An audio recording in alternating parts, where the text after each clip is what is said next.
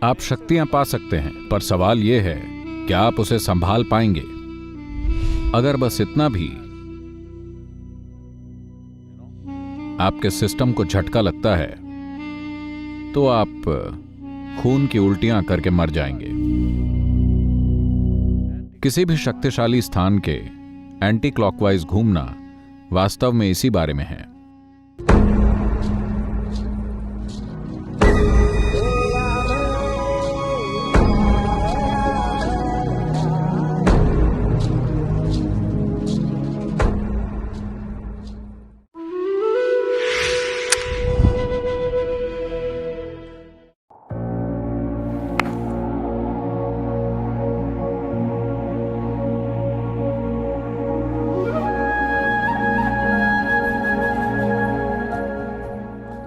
मातो तिपीला में रास्ता घड़ी की उल्टी दिशा में बढ़ता है, तो यहाँ आने वाले सभी लोग घड़ी की उल्टी दिशा में परिक्रमा करते हैं।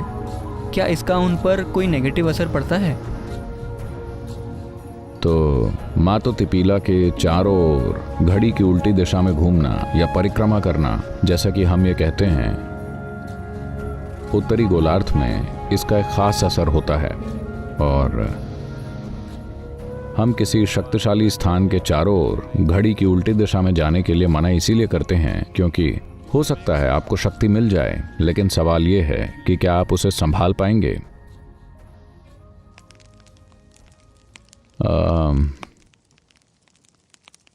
अगर आपका सामना या आपका संपर्क ऐसी ऊर्जाओं से होता है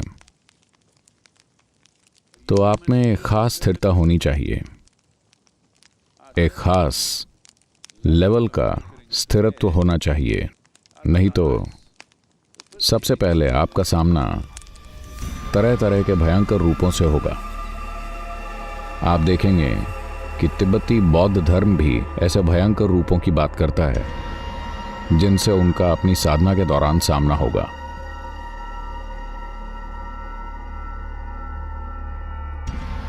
और भारतीय तांत्रिक विज्ञान भी उन भयंकर रूपों की बात करता है जिनसे आपका सामना होगा और कैसे आपको इससे ज़रा भी ठिठके बिना गुजरना पड़ता है।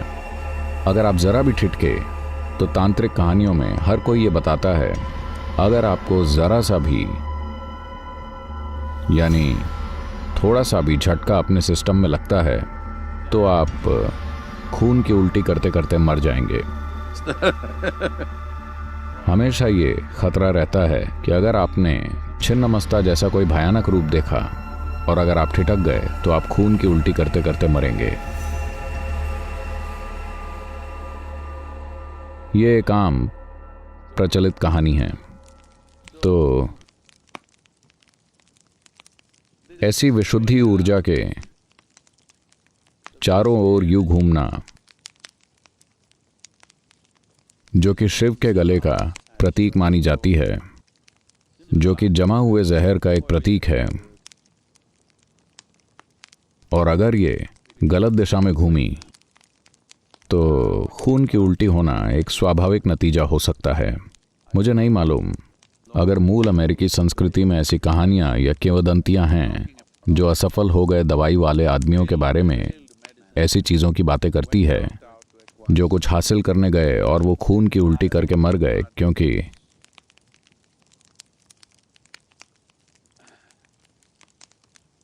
विशुद्धि गले में है। अगर ये बिगड़ गई तो ऐसा ही होगा। और शिव का गला नीला है क्योंकि पूरा जहर यहां पर है।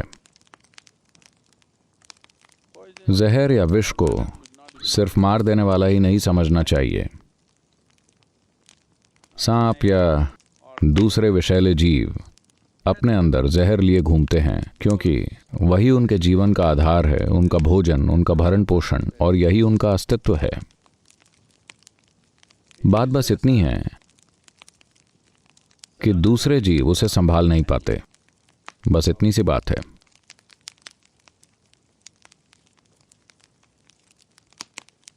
तो घड़ी की उल्टी दिशा में जाना और तंत्र की प्रैक्टिस हमेशा जुड़े हुए हैं। तंत्र विद्या का मतलब है भौतिक ऊर्जाओं से काम लेने का एक दूसरा आयाम। कुछ ऐसे कि ये अनुकूल हो सकता है या अनुकूल नहीं भी हो सकता है, लेकिन मुख्य रूप से हम सिर्फ ऊर्जा के भौतिक आयाम से काम कर रहे हैं। वो रहस्यवाद के अंतर्गत नहीं आएगा, वो आध्यात्मिक प्रक्रिया के अंतर्गत भी नहीं आएगा। तो घड़ी की उल्टी दिशा में किसी भी शक्तिशाली स्थान के इर्द गिर्द घड़ी की उल्टी दिशा में घूमना मूल रूप से उस बारे में है।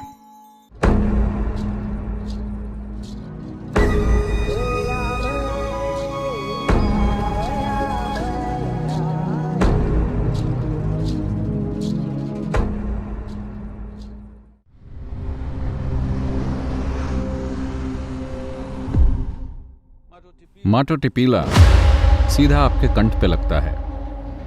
इसका झुकाव तीव्रता से, जबरदस्त तीव्रता के साथ विशुद्धि की ओर है, लगभग शिव के कंठ की तरह।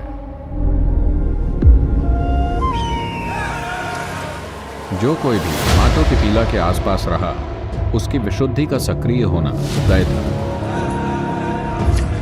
दिव्यदर्शी खोज या विजन क्वेस्ट की ये पूरी परंपरा बस माटो टिपीला के इस एक आयाम की वजह से बन सकी। ऐसे पारंपरिक वैद्य थे जो अपनी विशुद्धि की शक्तियों का आनंद लेते थे, इतना कि हर कोई उनसे डरता था।